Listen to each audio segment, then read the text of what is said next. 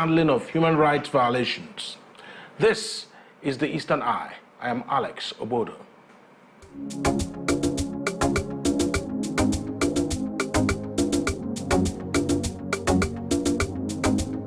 Welcome to the Eastern Eye here on Afia TV. It's a program that x-rays the political, social, and economic developments around us. Tonight, I'm joined by Chief Tom Anyafulude, Editor-in-Chief, Judgment of the Supreme Court Law Report, and also he authored a guide to appellate practice and writing in the Court of Appeal and Supreme Court and civil procedure in Nigeria.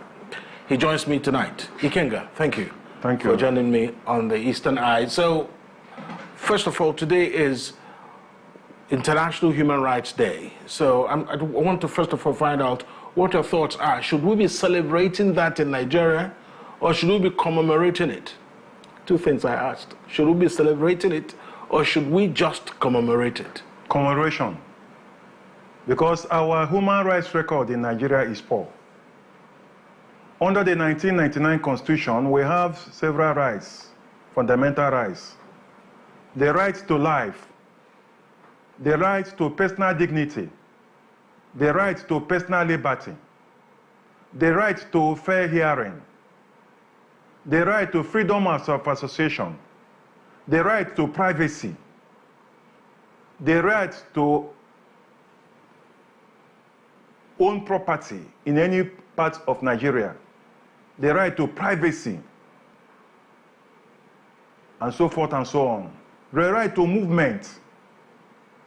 One has to move from one place to the other without any hindrance or restraint. The right to freedom of speech. Section 39, freedom of speech. Very, very important. So, my submission tonight is that out of these rights, is only the right to freedom of worship that it is apparently respected. That is to say, anybody can worship, you can be a traditionalist, you can be a Catholic, you can be an Anglican, you can be anything you want, a Muslim, without any direct interference. That is the only right I can say that is preserved. The most violated is right to life, especially by non-state actors. People are killed like animals. You cannot guarantee safety of life in Nigeria as a result of terrorism, banditry, and insecurity. How many people have died within the last few years? So, my submission is that we have to commemorate it, and there's no cause for celebration. All right. Okay, that's a good way to start it, just to set the baseline. And then, for people who are lawyers and who are generally in the judicial field, a lot has been said, and the most recent being the taking to court, committed to some detention of Dele Farotimi. I'm sure you're well aware of that issue. The argument is that the case for which he was arrested and charged to court does not exist, and then the court he was charged to was not supposed to hear the case. So help us put this in context, how that really shapes up when we're discussing human rights. Yes. Section 39 of the Constitution provides right to freedom of speech. However, that right is not absolute, in the sense that it is restricted. It is contingent upon other rights. The law provides that you can express your thoughts, you can speak freely, but you should not defame a person or an institution. So, it is wrong to say that Dele was charged under a non-existing law. I submit tonight that Section 375 of the Criminal Code Act provides for criminal defamation of character. However, is a federal enactment. Now, criminal law belongs to the concurrent legislative list. That is to say, The federal government can make laws bordering on crime, while state governments can make law bordering on crime. In Lagos State has criminal code law. Enugu State has criminal code law. The federal government has Criminal Code Act. Under Section 375, the Criminal Code Act provides for criminal defamation. It is what we call in law the misdemeanor. Misdemeanor is an offense that is punishable with not more than 2 years imprisonment. So when you defame somebody, it is a crime under the Criminal Code Act, and the punishment is 1 year imprisonment if somebody publishes a defamatory material. But if that person punishes a defamatory material knowing it to be false, the punishment is 2 years imprisonment, which is still a misdemeanor. So Rotimi published a book. Dele Farot. Dele published a book whereby he allegedly said something that portrayed Afia Babalala, senior advocate of Nigeria, in bad light. He said something that allegedly injured the character, the fame, the perception people have about Afia Babalala, who is about 90-something years old now, very old senior lawyer. So that to Afia Babalala is defamation of character. So what Afia Babalala did now was to write to the police in Ekiti, because he's from Ekiti State, complaining that Dele, who is based in Lagos, published a book whereby his character and reputation was injured. So the police now proceeded to Lagos, arrested Dele, handcuffed him, and brought him to Ekiti to face trial. Now, there have been arguments by lawyers, the issue of jurisdiction, whether the court in Ekiti State has jurisdiction. Now, let me submit tonight that defamation of character can be tried in 2 places. Where the act originated, in other words, where the defamatory article was written. Secondly, where the defamatory article was published. In law, when a person writes defamatory thing against somebody and does not publish it, nobody knows about it, it's not an offense. The offense lies in the publication.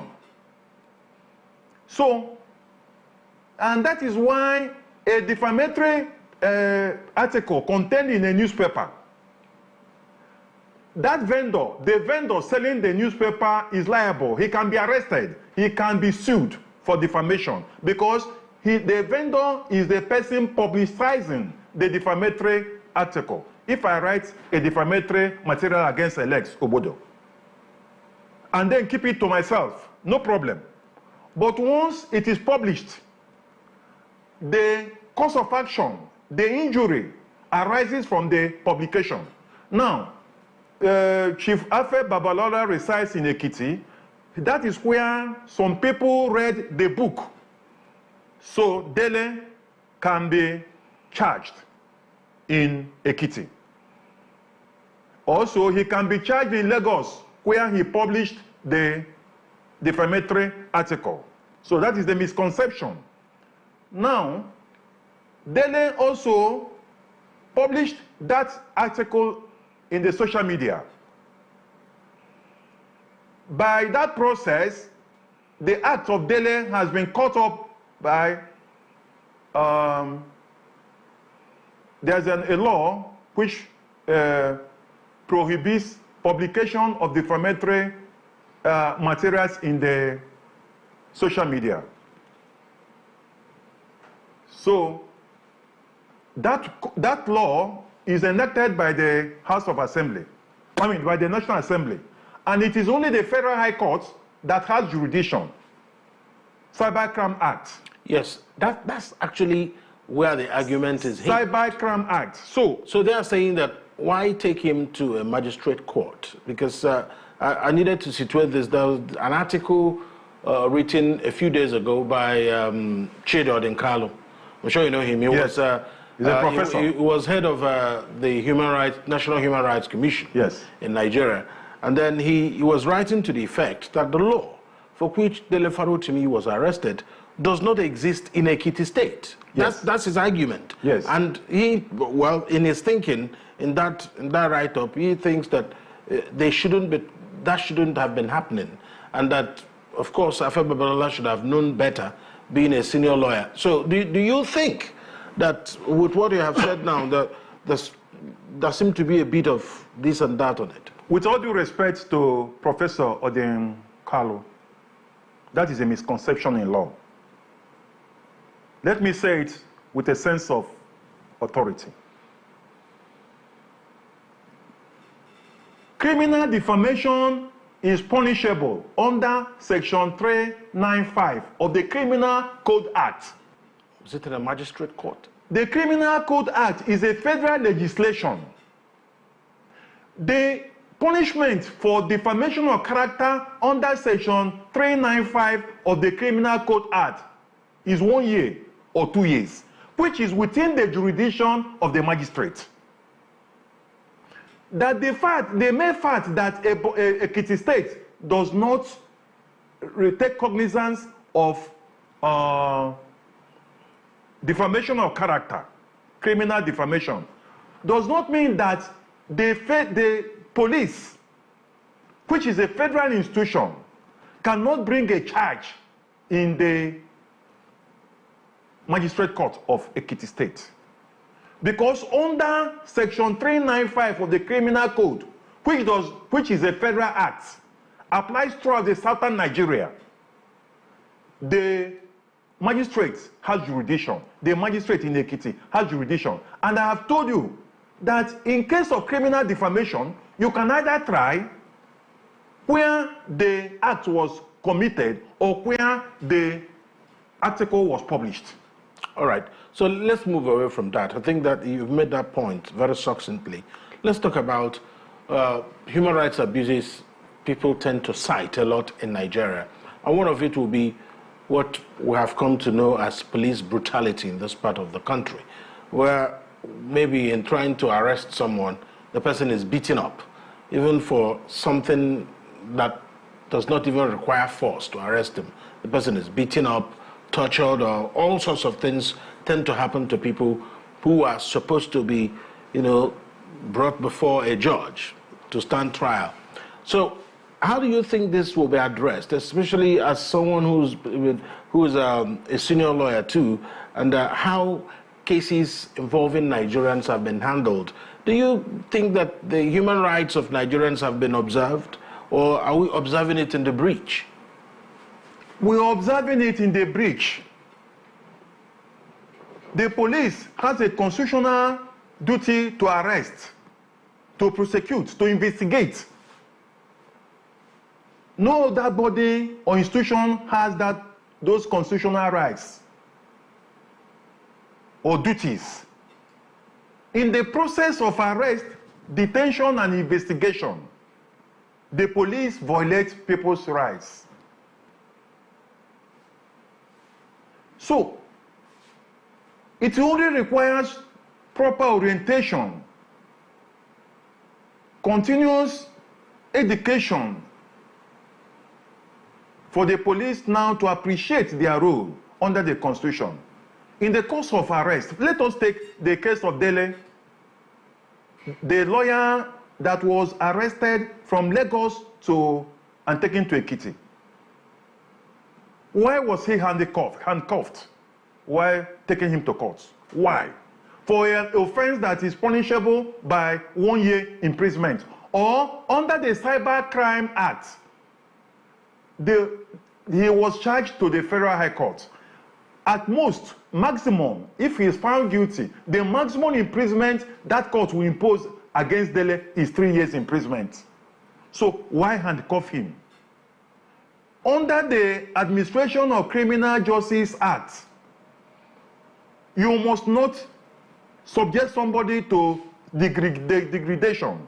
For you to handcuff Chief Tom Anyaflude, a lawyer of 38 years old, standing, it means you are infringing on my right to personal dignity. I don't have any potential of running away. He was surrounded by more than 12 policemen armed to the teeth, treated like a common criminal for defamation of character that, if proved, will attract, So we always see at times police will parade suspects. You cannot say that somebody is a thief or parade somebody before the public when he has not been convicted by a court of competent jurisdiction. There's a presumption of innocence in law. So the police are constantly violating the human rights. And nothing happens because the safeguards under the Constitution by enforcement of fundamental human rights, and it's tedious and it's money consuming and time consuming. So that is why the violation of human rights in Nigeria goes on with impunity, unrestricted, without any qualms. So what do we do to sort the situation out? Because at the end of the day, we have these conversations every year. We have International Human Rights Day, it will come and go. And all the international conventions Nigeria seem to have signed and are party to, they don't seem to adhere to what has been laid down in terms of how you relate with your citizens. Is there a pathway? Everything depends on the character of leadership. The president will dictate the tone, the way the IG will relate to people depends on the body language of the president. Where the DSS will just arrest somebody and put the person in detention,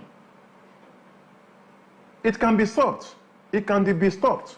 Where the language, the body language of leadership, the president, the service chiefs, the Inspector General of Police, the DSS leader, and all these things will suggest that constitutional democracy, the rule of law, obedience to the rule of law, because all these things are provided in the laws. I have enumerated the fundamental rights.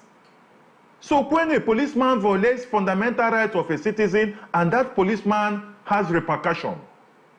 But where a policeman violates fundamental rights and there's no consequence, it will go on. So it is obedience to the rule of law. A government governed by the rule of law. A government that obeys the rule of law. And that is when there will be human rights. Absolutely. I like the way you put it. So let's talk about, because we've also seen instances where a lawyer goes to a police station to facilitate the bail of someone, and it just wouldn't work. I've seen instances, and I've heard of instances where that was not possible.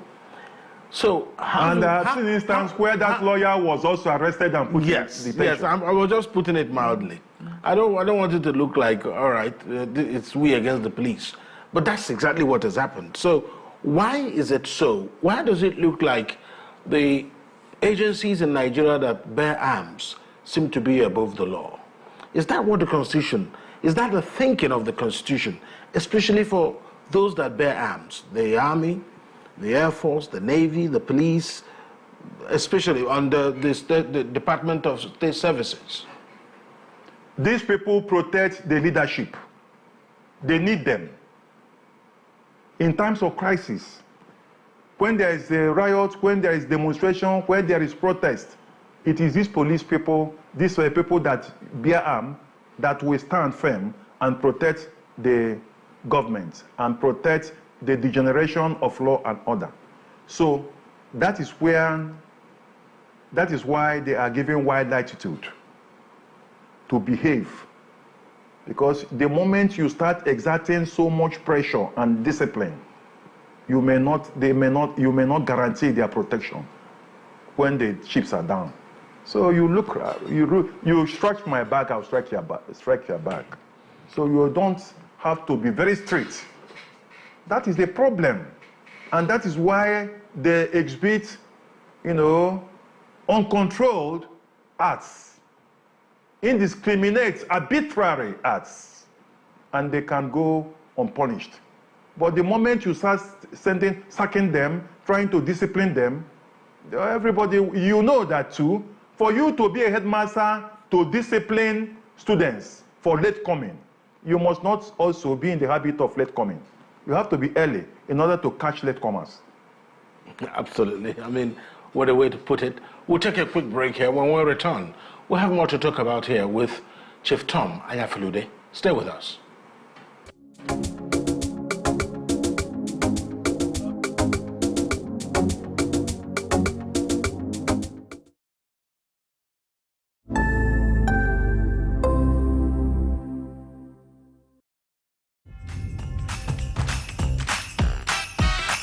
But why won't I be happy? Not just because it's festive season. It's moments of friendship and 16 million reasons to love. Small pepper.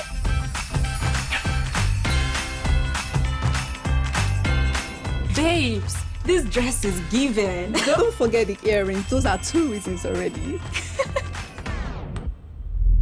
The best reasons will make your heart beat faster. Come on! And make every laugh worth it. It's all about holding hands, sharing and enjoying happy times together. Have more reasons to be happy with Naija dramas, football, and more smiles on DSTV this festive season. DSTV, your home of entertainment. Southeast Business and Investment Summit Group, in collaboration with Southeast Chambers of Commerce, Industry, Mines and Agriculture, and Enugu Economic City Development FZE, cordially invite the public to the maiden edition of Southeast Business and Investment Summit SEBIS. Theme: Remaking Southeast as Economic Powerhouse. Attending will be global business leaders, entrepreneurs, institutions from across the world, key government officials, and leading members of the academia. From December 11th to 13th, 2024, at Amadi Event Center, Enugu, by 9 a.m. each day. Opening ceremony to be chaired by His Majesty Igwe Nemeka Achebe Abogidi, Obi of Onitsha. Summit speech to be delivered by Dr. Ngozi Okonjo-Iweala, Director General, World Trade Organization. Keynote speakers include Dr. Charles Odi, DG CEO Smedan, His Excellency Isaac Ken Parashina, Kenyan High Commissioner to Nigeria, His Excellency Dr. Jakaya Kikwete, former President of Tanzania, Senator Eninaya Baribe, founder, Made in Aba Trade Fair. Over 2,000 investors, 500 women in business, 500 youth entrepreneurs are expected to participate at this historic event. Sponsored by Enyimba Economic City, Lion Business Park, Sesima, Abuja Chambers, among others. United Nigeria Airlines is official airline of the summit. Be there and take advantage of this rare global opportunity. Signed, Dr. Ifedi Okwena, Executive Secretary, Chief Ben Oranusi, Chairman, LOC for SEBIS.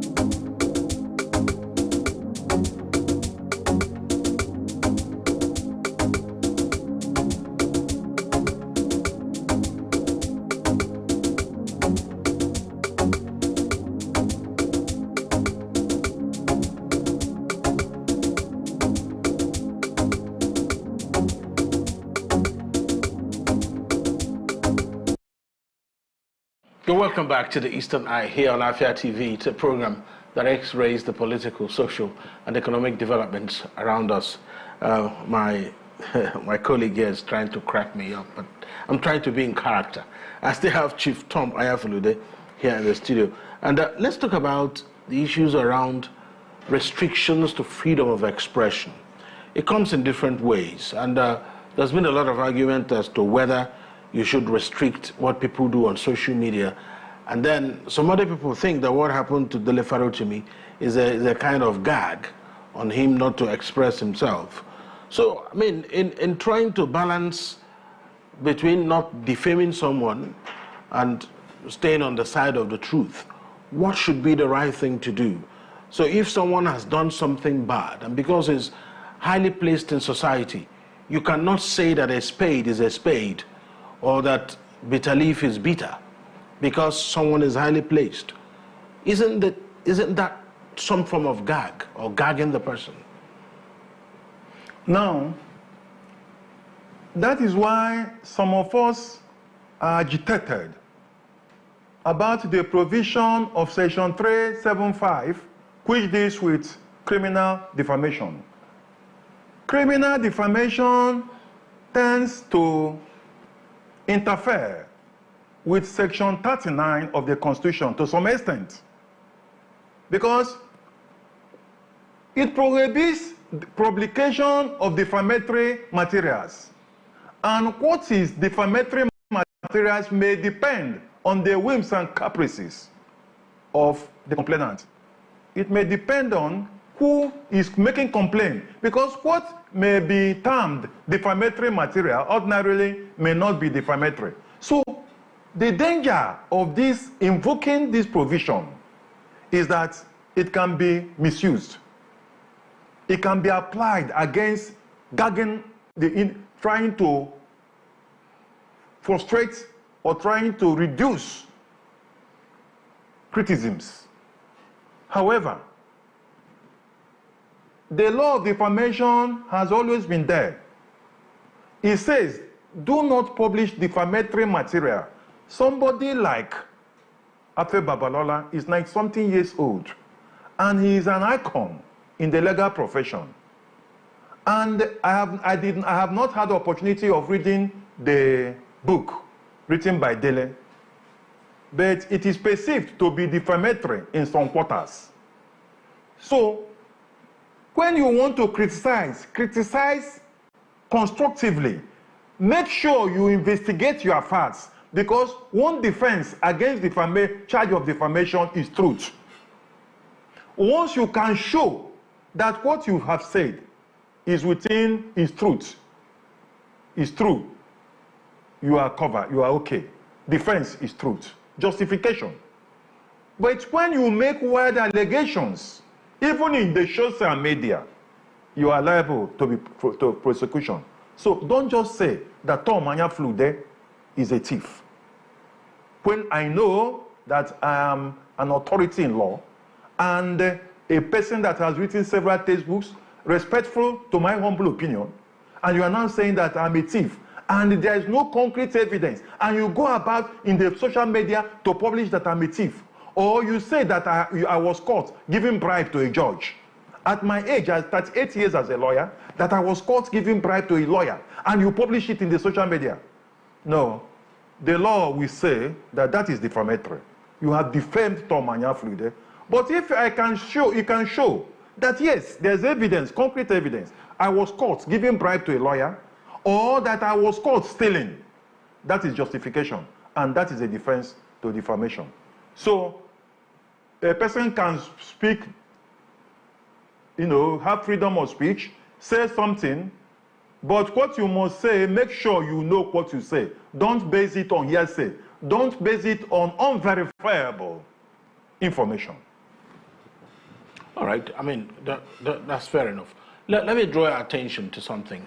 We had a very tumultuous set of demonstrations in Nigeria during the NSAS protests. So a lot of panels were set up to look at how people's fundamental rights were bruised, and different states set up their own. Even Enugu set up one, Lagos set up one or two other states did so. So one wants to know really, from a judicial point of view, when you set up a judicial panel of inquiry, what is it about really? What is it supposed to accomplish? When it has to do with, protecting the human rights of persons that have been deemed to have been abused or, put to some indignifying experiences by security agencies? In this situation, a panel depends on the ambit of its jurisdiction. We have judicial panel of inquiry. We have administrative panel of inquiry. A judicial panel of inquiry into abuse of human rights can make recommendation, apportion blames, penalize even to some extent, award damages, compensation, identify lapses, identify causes to prevent future occurrences, all geared to improving the human rights space in a state or nation. But most cases, investigative panels, either judiciary or administrative, are almost academic exercises. They are there, money is budgeted, people are paid, honorarium. White paper is submitted to government, and that white paper is coated with dust. And it goes in circle, it goes round, nothing happens. But it's part of the Nigerian system. Otherwise, ideally, when you set up a panel, it has to investigate, identify blames, identify culprits, and take appropriate disciplinary action. But when you identify people who have violated human rights, they are not penalized, no sanctions, and the process continues.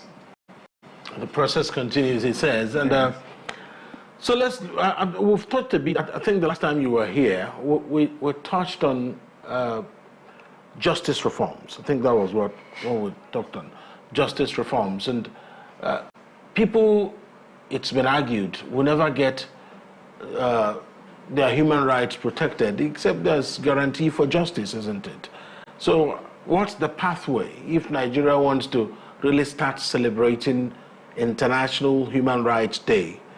If under the Nigerian skies we cannot beat our chest and say that, well, there is human rights, as it were, or like it will be put elsewhere, that you have freedom of expression, but then freedom after expression isn't guaranteed. Is that the case here? There's no freedom of expression here. Now, let us take it this way. I'd say it depends on the character. It depends on the leadership. When you are doing well, when you are ruling, the leadership is okay. Democracy dividend, there is transparency in governance, there is accountability, no corruption, everything is clear and transparent. You don't need to stamp on people's rights. But most of the time, we stamp on people's right to suppress opposition, to suppress dissent. Don't talk. People who have tyrannical tendencies, governments that have tyrannical tendencies are liable to suppress human rights. Like during the time of Idi Amin of Uganda. Mobutu Sese Seko, some of these tyrants don't talk, then you can. But when there's a democratic culture, when there's constitutional democracy, when there's transparency and honesty and a clear-cut agenda, nobody cares about your rights. But when there's abuse, when there's dissent, and when you want to suppress the dissenting voices, that is when you have this abuse. All right, so what is making bruises against people's human rights very, very rampant is because people see it as a way of holding on to Power. Yes, of course. Clinging on to power. No, you know, when a journalist publishes anything you perceive to be injurious, he's taken into custody without trial. Yeah, I mean, now that you've mentioned journalists, quite a number of journalists have been imprisoned. Some have disappeared because of what they published or what they are perceived to be pushing in terms of those that are investigative journalists. And we have what we call Freedom of Information Act. And, you know, sometimes the authorities don't quite like how deep you dig to access information. So is there some form of dilemma here? Yes, just like Fela sang in his song, it says, human rights are my property, so you cannot dash me human rights. I'm using his language. So he was accusing the West of throwing human rights at the likes of Africa, so that dash them human rights. But his argument is that human right is my property, so you cannot hand to me what is mine already. So where is the divergence here? Human rights, just like Fela rightly said, is inalienable right. It comes with human being, natural rights. The right for hearing. You remember in the case of Adam and Eve, why did you eat this fruit? It is the woman that gave me. God heard from them. So that is why Fela said it is my property. I am born and associated. It is an inherent right. So that is the issue. But just like I told you, respect for human rights is incompatible with tyranny. I mean, undemocratic practices. When you allow human rights to reign, to be respected, you must guide yourself. You must be within the law. You must be between boundary. You must not act outside the prescribed perimeters. But once you are acting outside the prescribed perimeters, you must be sensitive to criticisms. And criticisms will be a type of check, so you will suppress those rights. All right. We'll take one more break. When we return from that break, I'll ask Chief Tom Anyafulu some questions about those in judicial practice. Stay with us here on the Eastern Eye.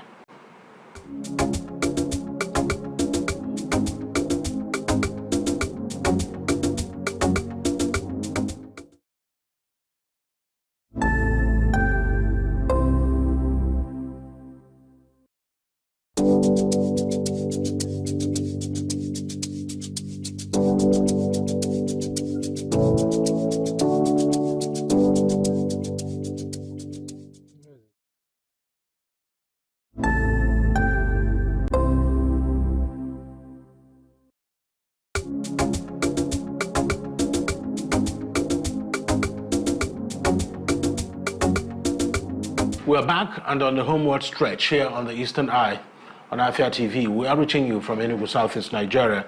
So, finally, before we go, this question always crops up, and that, of course, will be that no matter how you look at it, those who will push the cause of human rights will be those that are trained to do so. And lawyers they seem to be just at the forefront of that. We have lawyers, we have judges, we have different people. So what do you think needs to change in Nigeria's justice and judicial landscape to make the issues of human rights something that people will remember and say, oh, well, Nigeria is not that bad? Independence of the judiciary. The judiciary has to be respected. Interference with the judiciary is a common practice in most third world countries. The executive interfering with the judiciary. Now, you made mention of the End Bad Government demonstration. Yeah. That led to the arrest of several juveniles. They were detained without trial. Now, the President, Bola Tinubu, His Excellency, gave directive to the Attorney General of the Federation to take steps to discontinue the prosecution. That is interference with the judicial process. Under the Constitution, the President of Nigeria has no right to instruct the Attorney General to discontinue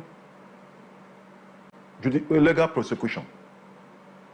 That is a solemn duty entrusted upon the Attorney General by virtue of being Attorney General of the Federation and not Minister of Justice. It's not a political office. But the President appointed him.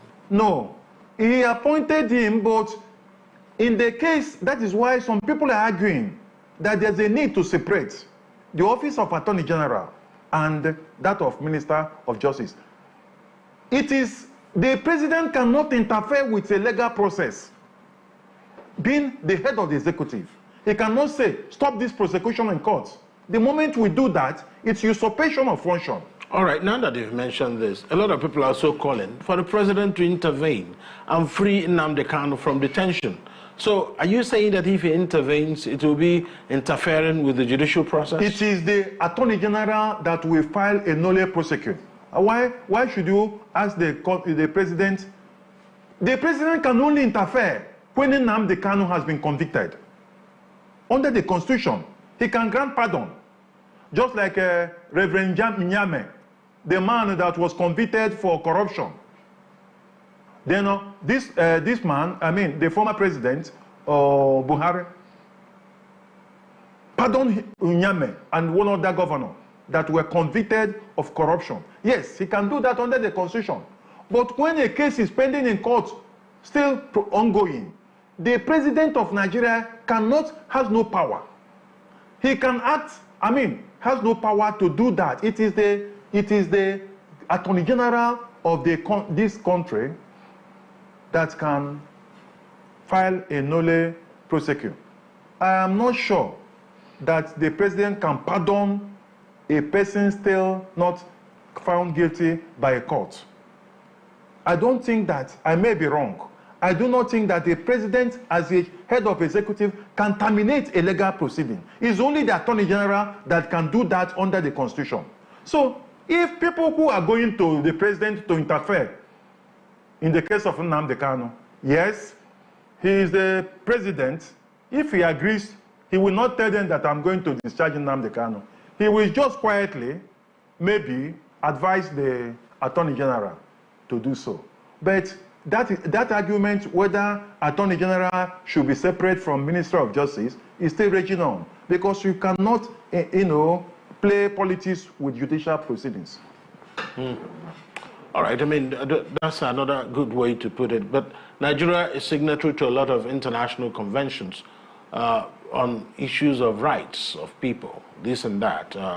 I'm sure you know some of those. You are a very senior lawyer. Nigeria is signatory to a lot of conventions where they need to allow people to, really exercise rights. But it looks like in some quarters, it's not just possible. And one wonders what now is different. If you have to look at 1999 till date, do you think we've had an improvement in terms of how people have enjoyed the, unquote, human rights? No. We have been retrogressing. We are back, we are gradually descending into the colonial era, where the colonial government imposed certain restrictions on freedom of speech in order to cope, to reduce the quest for independence. But some people might be arguing against this, saying that in 1999 we didn't have Facebook, Instagram, and Twitter, or now X, that people can actually raise an issue. If there's a fire at a particular place, I don't want to use any place as an instance, if there's a fire at a particular place, people can easily report it, or one trouble or the other. So do you think that expression of people's expression hasn't increased, or is the problem the interference from the authority?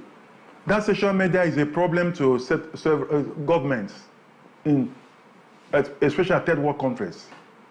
The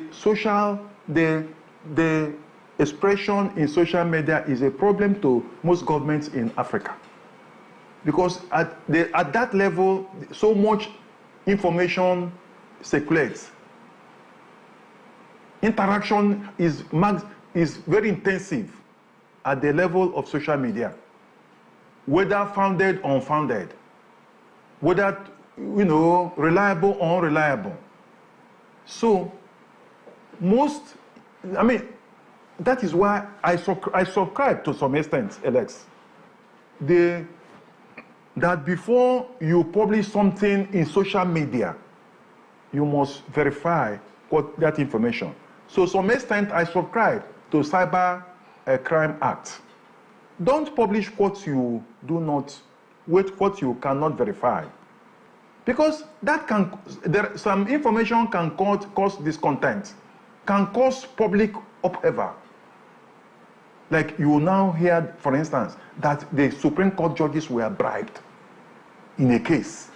For instance, a case involving P2B, election something, and Atiku, that a judge received 50 million naira or dollars.